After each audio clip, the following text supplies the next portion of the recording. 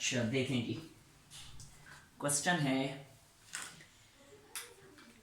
कहते हैं कि in each of the following, sorry question, हाँ क्वेश्चन 4 है, ठीक है। कहते हैं in each of the following find an equation of the circle passing through points A and B. क्या कहते हैं, ऐसे सर्कल की इक्वेशन फाइंड करें जो इन ए और बी से पास कर रहे हैं, and centre at this line, और उसका सेंटर इस वाली लाइन पे है। ठीक है, ये पार्ट ए में कर रहा हूँ ये पार्ट ए है। मतलब उसके कहने का ये है कि ये एक सर्कल है, ये एक सर्कल। कहते हैं ये सर्कल जो है जिन दो पॉइंट से पास कर रहे हैं, पॉइंट ए और बी, ये है पॉइंट ए, ये है पॉइंट बी। ठीक है, और साथ ही साथ कहते हैं कि इसका जो सेंटर है, सेंटर एट दिस लाइन, कि इस सर्कल का जो सेंटर है वो इस लाइन के ऊपर लाई करता है। तो देखिए, ये अगर लेट्स सपोज सर्कल, इस सर्कल का सेंटर है, ये है ओ, सर्कल का सेंटर, तो ये जो लाइन पास कर रही है, ये लाइन, इस लाइन की इक्वेशन हमें गिवन है 4x minus 3y minus 3 is equal to 0। ठीक है, ये वाली जो लाइन मैंने ड्रॉ की है, इस लाइन की ये इक्वेशन हमें गिवन है, ये वाली इक्वेशन। और ये हमें बताया जा रहा है कि सर्कल का सेंटर जो इस लाइन के ऊपर लाई करता है। आपने सर्कल की इक्वेशन फाइंड करनी है। अब देखें सर्कल की इक्वेशन हम कैसे फाइंड करेंगे। एक दफा फिर हम वही सर्कल की जो स्टैंडर्ड फॉर्म थी, ये वाली, x minus H square plus Y minus K square is equal to are square, इस स्टैंडर्ड फॉर्म को हम यूज करेंगे। और इस स्टैंडर्ड फॉर्म में हमें क्या क्या चाहिए, h की वैल्यू, k की वैल्यू और सर्कल का रेडियस। ठीक है, जब h, k और r आ जाएंगे, हम इस स्टैंडर्ड फॉर्म में पुट करेंगे तो हमें रिक्वायर्ड सर्कल की इक्वेशन मिल जाएगी। अच्छा आप जरा देखिए, ये h और k है क्या, कल सीख लिया आपने, ये h और k जो है ये सर्कल के सेंटर के कोऑर्डिनेट्स हैं। तो सर्कल को, अगर मैंने सर्कल के सेंटर को o सपोज किया तो इसके कोऑर्डिनेट्स ये मैं लिख देता हूं h एंड k। ठीक है, ये सर्कल के सेंटर के कोऑर्डिनेट्स हैं। अब ये फाइंड करेंगे कैसे। देखो बिल्कुल क्लियर है, हमें क्योंकि कल भी मैंने आपको ये बात बताई थी, हमें क्योंकि तीन चीजें चाहिए, तीन अननोन्स चाहिए, h, k और r। तो हमें पता है कि तीन अननोन्स अगर हमें चाहिए हो तो हमें तीन इक्वेशन की जरूरत पड़ती है। ठीक है, लेकिन इस केस में हम सिर्फ h और k फाइंड करके r हम डायरेक्टली फाइंड कर सकते हैं। वो कैसे फाइंड करेंगे देख लेना अभी क्वेश्चन पे। तो सिंपली हमें h और k चाहिए, यानी दो अननोन्स चाहिए। तो जब दो अननोन्स चाहिए तो दो इक्वेशंस की जरूरत पड़ेगी। अब वो दो इक्वेशन बनेगी कैसे, तो देखें फर्स्ट इक्वेशन तो हम ऐसे बनाएंगे, ओ जो है सर्कल का सेंटर है, जबकि ए और बी सर्कल की बाउंड्री पे, सर्कल के सर्कमफेरेंस पे लाई करते हैं। तो ओ ए डिस्टेंस और ओ बी डिस्टेंस, ये दोनों डिस्टेंसेस आपस में इक्वल होंगे। तो ये चीज मैं यहां लिख देता हूं as O A distance equals to O B distance, और दोनों पे डिस्टेंस फार्मूला अप्लाई कर दें, आपके पास एक इक्वेशन आ जाएगी। तो देखें ओ और ए पे मैं डिस्टेंस फार्मूला अप्लाई कर रहा हूं, तो ओ के कोऑर्डिनेट्स ये मैंने लिख दी है एच और के। ठीक है, ओ के कोऑर्डिनेट्स एच और के। तो जब ओ और ए पे डिस्टेंस फार्मूला अप्लाई करूंगा तो मैं लिखूंगा h माइनस 3, देखें h माइनस 3 का स्क्वायर प्लस का साइन, और फिर है k माइनस इंटू माइनस 1 यानी k प्लस 1 का स्क्वायर, k प्लस 1 का square inside the square root, and now this is equal to O B. अब o और b पे डिस्टेंस फार्मूला अप्लाई करना है, तो एक दफा फिर लिखा जाएगा h minus 0 square, h minus 0 square plus k minus 1 square, k minus 1 square inside the square root. ठीक हो गया। अब हमने क्योंकि प्रॉपर इक्वेशन बनानी है तो स्क्वायर रूट को खत्म करना लाजमी है, तो taking square on both sides, तो जब दोनों साइडों पे स्क्वायर लूंगा तो दोनों साइडों से ये स्क्वायर रूट खत्म हो जाएगा, सिंपली रह जाएगा h माइनस 3 का स्क्वायर प्लस k प्लस 1 का स्क्वायर इक्वल्स टू, ये बन जाएगा simply h square plus k minus 1 square. अब इन स्क्वायर्स को एक्सपेंड करने, तो a minus B whole square के फार्मूला से इसे एक्सपेंड करूंगा तो ये बनेगा h square minus 6h plus 9, और इसी तरह a प्लस बी के फार्मूला से इसे एक्सपेंड करूंगा तो बनेगा k square plus 2k plus 1 equals to, ये h स्क्वायर ऐसे ही आ जाएगा, और ये a minus B whole square के फार्मूला से एक्सपेंड होगा तो बनेगा k square minus 2k plus 1। Clear हो गया। अच्छा मजीद आगे देखें,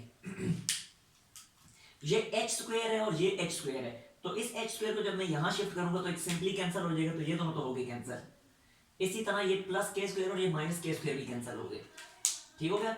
अब एच वाली टर्म्स को एक साइड पे और के वाली टर्म्स को दूसरी साइड पे कंबाइन कर लें, सॉरी एच और के वाली टर्म्स को एक ही साइड पे कंबाइन करें और कांस्टेंट टर्म्स को दूसरी साइड पे। तो ये -6h तो मैंने ऐसे ही लिखा, जबकि -2k यहां आके इस वाले 2k में ऐड होगा और बनेगा +4k। ठीक है। जब ये देखिए ये 9 और ये 1 मिलके बनते हैं 10, और 10 को जब मैं दूसरी साइड पे शिफ्ट करके इस 1 में से सब्ट्रैक्ट करूंगा तो बनेगा -9, and this is equation number 1। Clear. यह बन गई पहली इक्वेशन। यहां तक कोई मसला है तो पूछ लें। अच्छा, अब मजीद देखें, अब सेकंड इक्वेशन हमें बनानी है। एक और इक्वेशन की जरूरत पड़ेगी क्योंकि एच और के हमने दोनों फाइंड करने हैं ना, तो दो इक्वेशन की जरूरत पड़ेगी। अब हमने सेकंड इक्वेशन बनानी है। अब सेकंड इक्वेशन कैसे बनेगी, जरा गौर से देखें। ये सर्कल का जो सेंटर है ये इस लाइन के ऊपर लाई करता है ना, तो जब सेंटर इस लाइन के ऊपर लाई करता है तो हमें पता है कि कोई भी पॉइंट जब किसी लाइन के ऊपर लाई करता है तो वो पॉइंट उस लाइन की इक्वेशन को सेटिस्फाई करता है। सेटिस्फाई करने का मतलब कि उस पॉइंट के कोऑर्डिनेट्स को अगर उस लाइन की इक्वेशन में एक्स और वाई की जगह पे पुट कर दिया जाए तो इक्वेशन की दोनों साइडें इक्वल आती हैं।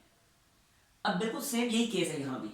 ये पॉइंट ओ जो है सर्कल का जो सेंटर है ये इस लाइन के ऊपर क्यों लाई करता है, इसलिए ये सर्कल का सेंटर ओ जो है इस लाइन की इस इक्वेशन को, इस वाली इक्वेशन को सेटिस्फाई करेगा। ठीक है। अब सर्कल के सेंटर के जो कोऑर्डिनेट्स हैं वो हमने सपोज किए हुए एच और के, तो इस एच और के को मैं यहाँ एक्स और वाई की जगह पुट कर सकता हूँ क्योंकि ये पॉइंट ओ जो है इस लाइन के ऊपर लाई करता है। अब मैं इस चीज को यहां पे लिख देता हूं एज ओ, जो सर्कल का सेंटर है ओ लाइज ऑन लाइन, कौन सी वाली लाइन, लाइन की इक्वेशन में लिख रहा हूं ये वाली लाइन, बल्कि इक्वेशन नहीं लिख रहा, इसको मैं इक्वेशन 1 का नाम दे देता हूं, इस इक्वेशन को 1 का नाम दे देता हूं। तो मैं लिखता हूं as point O lies on line 1, so तो जब लाई करता है तो इसको सेटिस्फाई करेगा। तो इसमें फिर x की जगह पे मैं क्या पुट करूंगा, x की जगह पे h पुट करूंगा और इस y की जगह पे k पुट करूंगा। तो ये बनेगा 4h minus 3k minus 3 is equal to 0, और ये आ गई सेकेंड इक्वेशन। कोई मसला इसमें? अच्छा, अब दो इक्वेशन बन गई ना, अब इनको साइमल्टेनियसली सॉल्व कर लें। तो देखें डायरेक्टली मैं इस तरह करता हूं कि यहां से मैं के रिमूव कर देता हूं, और के रिमूव करने के लिए ज़रा के कोफिशिएंट सेम होने चाहिए। अब यहां है के का कोफिशिएंट 3 और यहां है के का कोफिशिएंट 4, तो मैं इस इक्वेशन 1 को मैं मल्टीप्लाई कर देता हूं 3 से, और इस इक्वेशन 2 को मल्टीप्लाई कर देता हूं 4 से, और इसके बाद दोनों को ऐड कर दूंगा। ऐड क्यों करूंगा, क्योंकि के देखें साइंस ऑपोजिट है, यहां माइनस है तो यहां प्लस है। ठीक है। अब ये चीज मैं यहां पे लिख रहा हूं, मैं लिखता हूं कि इक्वेशन 1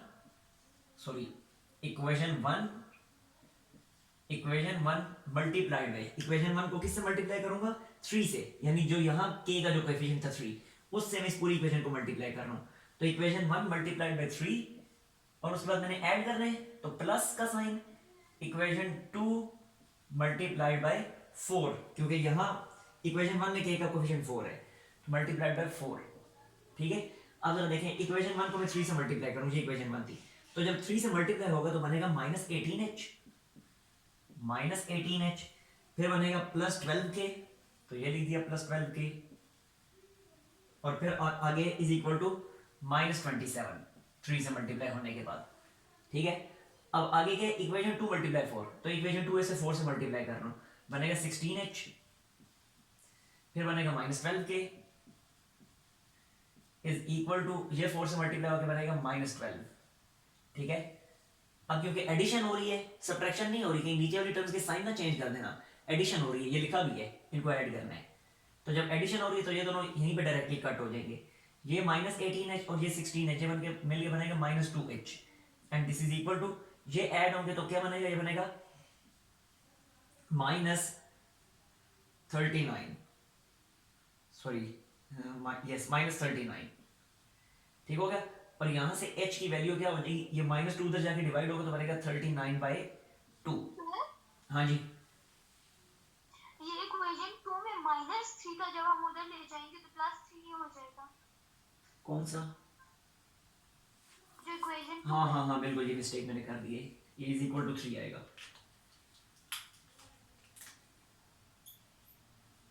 यस ठीक है, इज इक्वल टू 3। तो और या प्लस का साइन भी फिर। यस यहाँ भी ऐसे ही होगा। ये अब ये दोनों ऐड हो जाएंगे क्योंकि प्लस का साइन है, और एडिशन के बाद ये क्या बन जाएगा, -15 बन जाएगा, और अब ये 15/2 बनेगा। ले ली, ये h की वैल्यू आ गई। अब h की इस वैल्यू को किसी भी एक इक्वेशन में 1 या 2 किसी में भी पुट कर दें तो k की वैल्यू भी आ जाएगी। ठीक है, तो यहां से अब इसको मैं रिमूव कर रहा हूं फिर। तो देखें फिर, ये मैं लिख देता हूं, put h is equal to 15/2 in equation 2 में ही चलें पुट कर देता हूँ इन इक्वेशन 2। तो इक्वेशन 2 बनेगी 4 और h की जगह पे आ जाएगा 15/2 -3k इज इक्वल टू 3, और ये 2 1 ज़र 2 2 2 ज़र 4, तो 2 15 ज़र 30 -3k इज इक्वल टू 3। ठीक है, और ये बनेगा फिर 3 इधर आके 30 में से सब्ट्रैक्ट होकर बनेगा 27, जबकि ये 3k उधर जाएगा तो ये ऐसे बना 3k, और 3 आगे जब डिवाइड होगा तो k की वैल्यू सिंपली हमारे पास आ जाएगी 9। तो k की वैल्यू भी आ गई, h की वैल्यू भी आ गई। ठीक है, साथ ही साथ हमें सर्कल के रेडियस की भी तो वैल्यू चाहिए, क्योंकि इक्वेशन जो स्टैंडर्ड फॉर्म थी सर्कल की वो थी x minus H whole square plus Y minus K whole square is equal to are square. तो सर्कल का रेडियस भी तो चाहिए, तो अब रेडियस फाइंड करना तो बहुत आसान है। देखें ये ओ ए डिस्टेंस और ओ बी डिस्टेंस ये रेडियस की तो इक्वल है। ठीक है, मैं बल्कि इस तरह करता हूँ, अभी जो फिगर मैंने मिटा दी मैं फिर से आपके सामने बना देता हूँ, और आप इसका लेने पहले स्क्रीनशॉट, क्योंकि इस डायग्राम के बगैर आपको जो है ना फिर समझ नहीं आएगी, थोड़ी देर में फिर भूल जाना है आपने। ये था सर्कल का सेंटर O जिसके कोऑर्डिनेट्स है H और K, और ये इस सर्कल की बाउंड्री में थे पॉइंट्स A और B, और ये वो लाइन पास कर रही थी, ये वो लाइन थी जिसकी इक्वेशन थी 4x minus 3y minus 3 is equal to 0। अब इसका ले लें स्क्रीनशॉट, फिर मैं इसे दोबारा रिमूव करके मजीद आगे चलाता हूँ।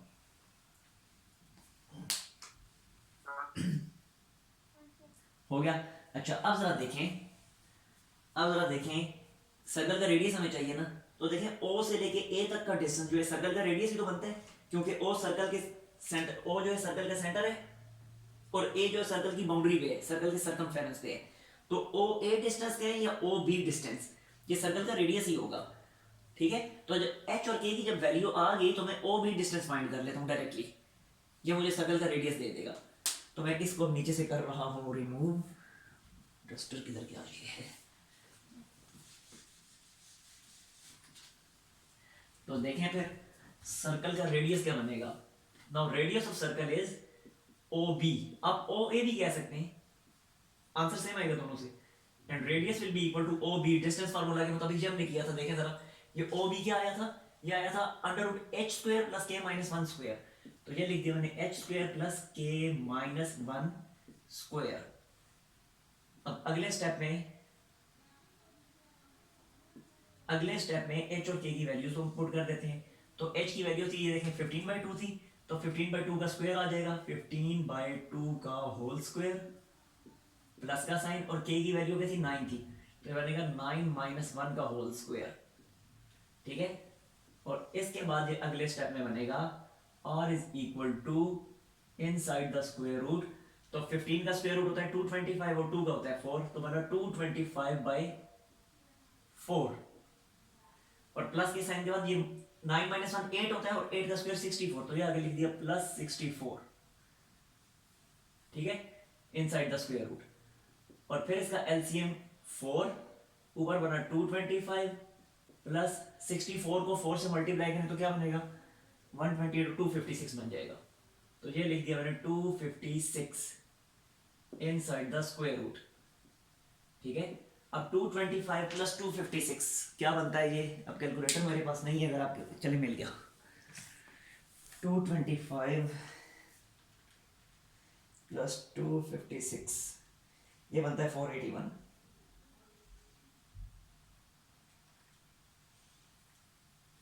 481 बनेगा ये।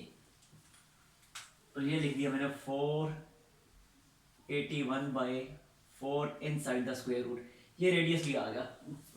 या अगले आगे इसको फर्दर अगर लिखें तो ऐसे लिखेंगे 481 inside the square root by 2, क्योंकि 4 परफेक्ट स्क्वायर रूट बाहर आके 2 बन जाएगा।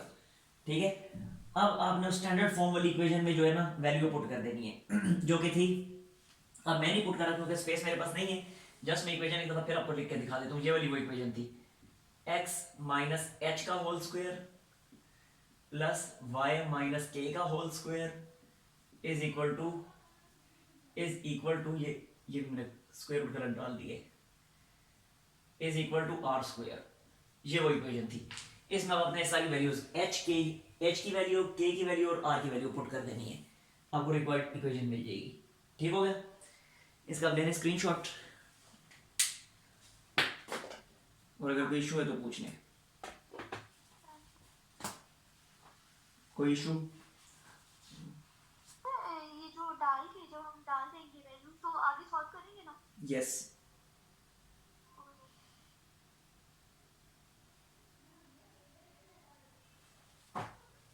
हाँ जी, क्लियर है ये, बिठा दो इसको।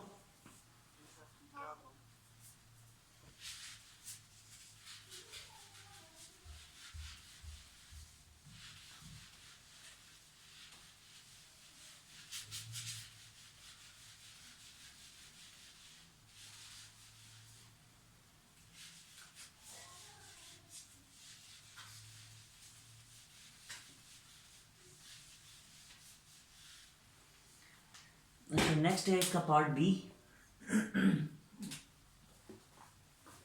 Question 4 part B.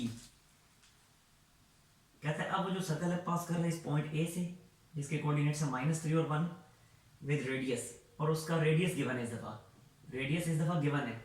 अब फाइंड नहीं करना पड़ेगा, जैसे अभी पहले फाइंड किया था, अब नहीं फाइंड करना पड़ेगा, अब गिवन है डायरेक्टली 2।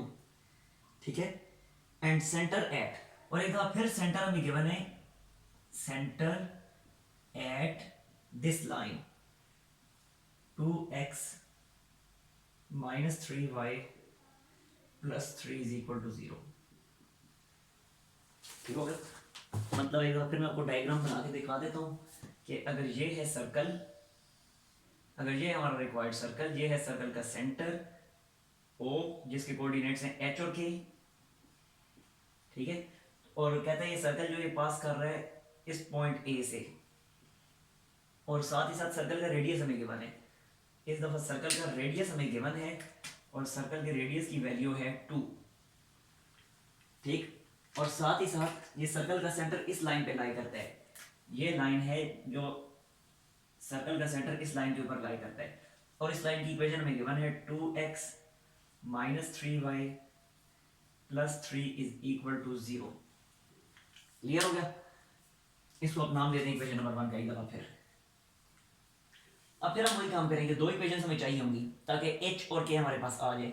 जब h और k आ जाएंगे तो फिर हम वही वाली स्टैंडर्ड फॉर्म यूज कर लेंगे, x - h² + y - k² is equal to r²। ठीक है, तो इस इक्वेशन में पुट करने के लिए h, k और r चाहिए। अब r हमें ऑलरेडी गिवन है, h और k फाइंड कर रहे हैं, तो सिर्फ दो इक्वेशन की जरूरत हमें पड़ेगी। अब वो दो इक्वेशन हमने बना लेनी है। तो पहले हम कहेंगे क्या कि O से लेके A तक का जो डिस्टेंस है सर्कल के रेडियस की इक्वल होगा ना, तो मैं लिख देता हूं as OA distance equals to radius of circle, और रेडियस की वैल्यू हमें गिवन है 2। तो अगले स्टेप में मैं O और A पे डिस्टेंस फार्मूला भी अप्लाई करूं और दूसरी साइड पे R की जगह 2 लिख दूंगा।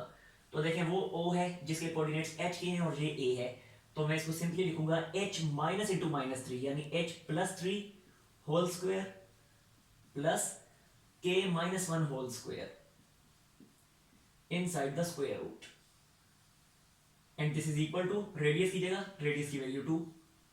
ठीक है, अब हमें क्योंकि h और k की फॉर्म में इक्वेशन चाहिए तो होल स्क्वायर ले लें दोनों साइडों का। तो जब होल स्क्वायर लेंगे तो लेफ्ट हैंड साइड पे स्क्वायर रूट खत्म हो जाएगा, तो बनेगा h + 3 का होल स्क्वायर प्लस k - 1 का होल स्क्वायर, जबकि 2 का स्क्वायर 4 बनेगा। अब जरा इस पे a plus b whole square का फार्मूला अप्लाई करें, तो बनता है h² प्लस 6h + 9 प्लस का साइन, इसी तरह ये भी बनता है के स्क्वायर माइनस 2k और प्लस 1, और दूसरी तरफ है 4। ठीक हो गया। अच्छा अब इसको लिख दें एच स्क्वायर प्लस के स्क्वायर, तरतीब से एच स्क्वायर प्लस के square plus 6h minus 2k, और फिर 9 प्लस 1 10, और 4 इधर आगे 10 में से सब्ट्रैक्ट होगा तो क्या बनेगा, वो बनेगा plus 6 is equal to 0। This is equation number, equation 1 हो चुकी है पहले, दिस इज इक्वेशन नंबर 2। ठीक हो गया। इस इक्वेशन में कोई मसला? हाँ जी, कोई मसला इसमें? No sir. अच्छा अब सेकंड इक्वेशन बनानी है। तो देखें यही लाइन जो है, ये लाइन क्योंकि सर्कल के सेंटर से पास करती है ना, तो सेंटर इस लाइन के ऊपर लाई करता है, तो एक दफा फिर ये h और k को हम पुट कर देंगे इस लाइन में x और y की जगह पे।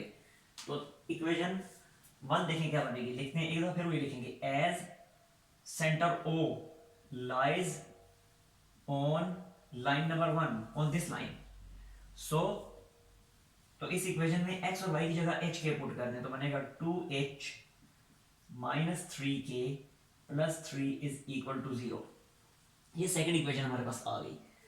लेकिन हमने अब क्या करना है, अब साइमल्टेनियसली सोल्व, जो पहले सोल्व करने का तरीका था एडिशन सब्ट्रैक्शन वाला, अब वो यहाँ पे नहीं हो सकता, इसलिए कि पहले जो थी दोनों की दोनों इक्वेशंस, पिछले क्वेश्चन में दोनों इक्वेशंस लीनियर थी, यानी h और k दोनों जो है पावर 1 के साथ थे। लेकिन अब जो यहाँ इक्वेशन 2 जो बन रही है इसमें h और k पावर 2 के साथ मौजूद है। तो अब फिर हम एक ही मेथड इस्तेमाल कर सकते हैं, और वो ये है कि यहाँ से हम h या k किसी एक की वैल्यू सेपरेट करेंगे और उस वाली इक्वेशन में पुट कर देंगे। ठीक है, तो मैं इस तरह करता हूँ, मैं यहाँ से k की वैल्यू सेपरेट कर लेता हूँ, तो ये बनेगा 2h plus 3 is equal to 3k, और इस 3 को इधर लाके डिवाइड करें तो बनेगा 2h plus 3 whole divided by 3 is equal to k। ठीक है, इस इक्वेशन को नाम दे दें इक्वेशन 3 का, और अब मैं 3 को उठा के 2 में पुट कर रहा हूँ, पुट 3 इन 2। देखें जरा, पुट इक्वेशन 3 इन इक्वेशन 2। अब इक्वेशन 2 देखें क्या बनेगी, सिंपली h स्क्वायर ऐसे ही आ जाएगा, तो जब मैंने लिख दिया h स्क्वायर, आगे प्लस का साइन, आगे k स्क्वायर, तो k की जगह पूरी ये k की वैल्यू पुट हो जाएगी। ठीक है, तो k स्क्वायर की जगह मैं लिख दूंगा 2h प्लस 3 डिवाइडेड बाई 3, और k का स्क्वायर था तो ये आ गया होल स्क्वायर, आगे है प्लस 6h, तो एज इट इज आ जाएगा। इसके बाद है माइनस 2k, तो फिर लिखा मैंने माइनस 2 और k की जगह पूरी की ये k की वैल्यू जो कि है 2h प्लस 3 डिवाइडेड बाई 3।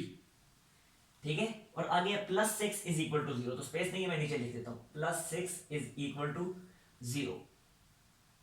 अच्छा अब इसको मजीद सिंप्लीफाई करें तो ये बनेगा h स्क्वायर प्लस, अब ये होल स्क्वायर का फार्मूला एक्सपेंड करते हैं न्यूमरेटर में, तो न्यूमरेटर में जब होल स्क्वायर का फार्मूला एक्सपेंड होगा तो बनेगा 4h square plus 2 2 4 4 3 12 12h plus 9, और नीचे डिवाइडेड बाय 3 भी तो था, और इस 3 का भी तो स्क्वायर है, तो 3 का स्क्वायर क्या बनता है, वो बनता है 9। ठीक है, आगे है प्लस 6h माइनस, अब 2 को अंदर मल्टीप्लाई करें तो बनेगा 4h प्लस 6 और divided by 3 as it is, और आगे वाला plus 6 is equal to 0 as it is.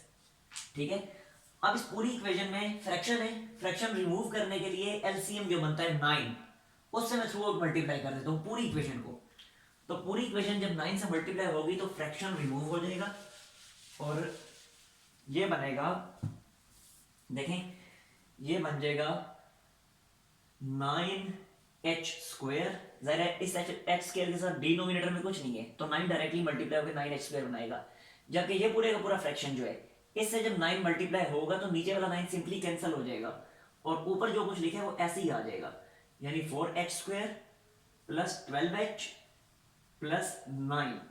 ठीक है, और इसी तरह ये 6h है, ये जब 9 से मल्टीप्लाई होगा तो 9 6 क्या होता है 54, तो बनेगा 54h, तो ये लिख दिया 54h।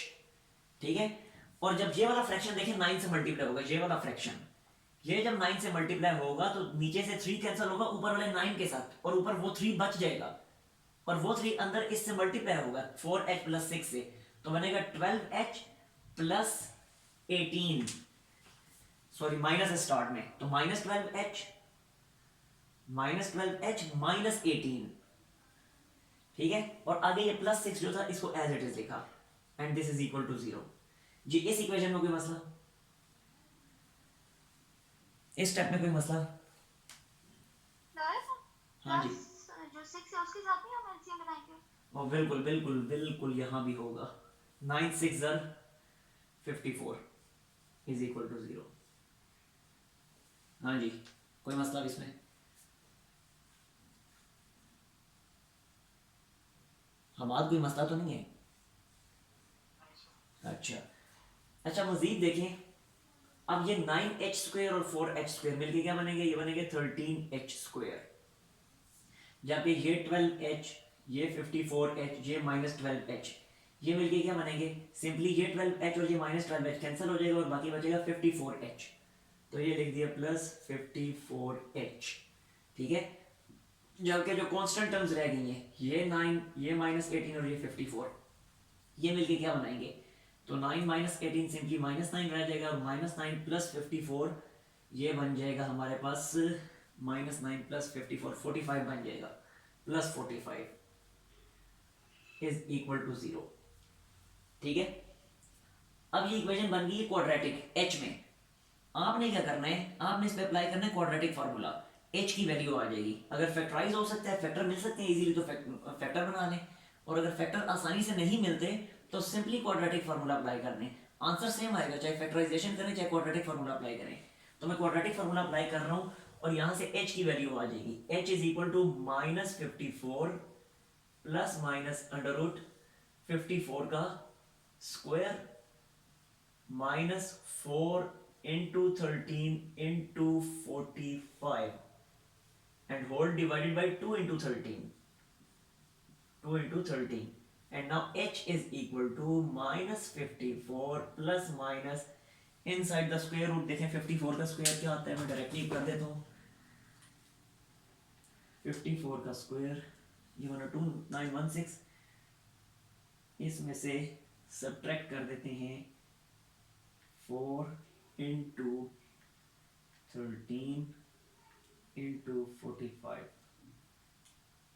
576।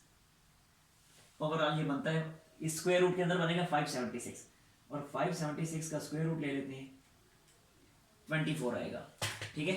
576 का मैंने स्क्वायर रूट लिया तो बना 24, डायरेक्टली सब कुछ आ गया, और नीचे 2 × 13 क्या बनेगा? 26 बन जाएगा।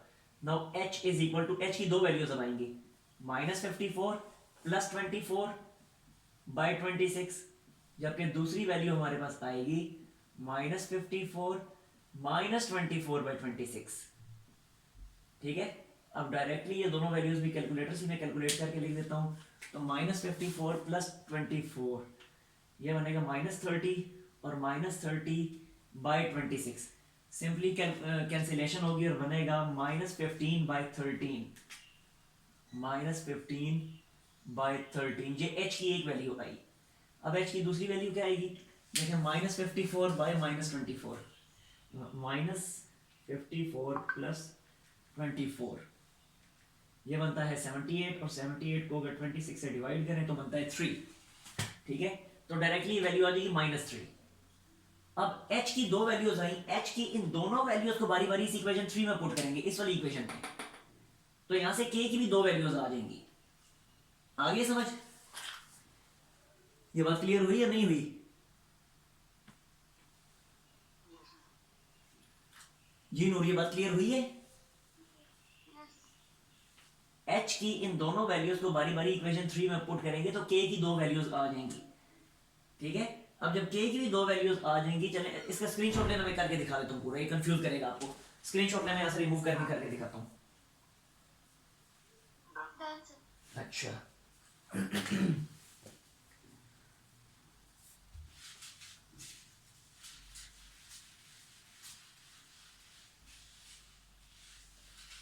देखेंगे फिर, पहले मैं h is equal to -15 by 13 put करता हूँ इक्वेशन 3 में, put h is equal to -15 by 13 in equation number 3।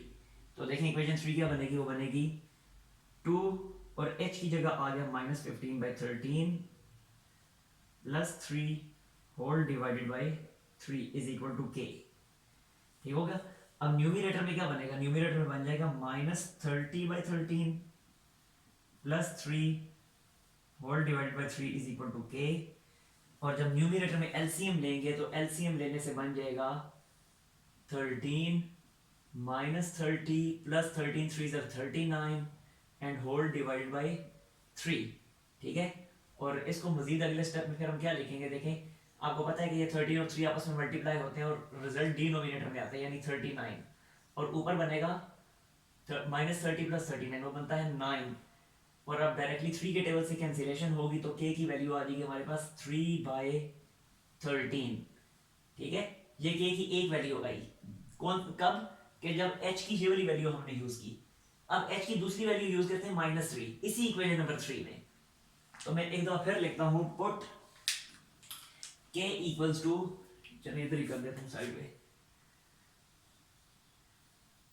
ये लिख देते हैं put h is equal to -3 in equation number 3 in same equation 3। तो अब इक्वेशन 3 क्या बनेगी, वो बनेगी k is equal to 2 into h की जगह है -3, h की जगह है अब -3 प्लस 3 डिवाइडेड बाई 3। तो k की वैल्यू डायरेक्टली क्या बनेगी, ये -6 प्लस 3 बनेगा, -3 और -3/3 -1 आ जाएगा। ये k की दूसरी वैल्यू आ गई। ठीक है। अब रेडियस हमें ऑलरेडी गिवन था इस क्वेश्चन में जिसकी वैल्यू थी 2। अब डायरेक्टली सर्कल की दो इक्वेशंस बनेगी, वो दोनों मैं आपको लिख के दिखाता हूँ। पहले इस तरह करेंगे, ये ले इसका, बल्कि 1 मिनट है, स्क्रीनशॉट अभी इकट्ठा ही लेना, मैं यहाँ से मिटा देता हूँ।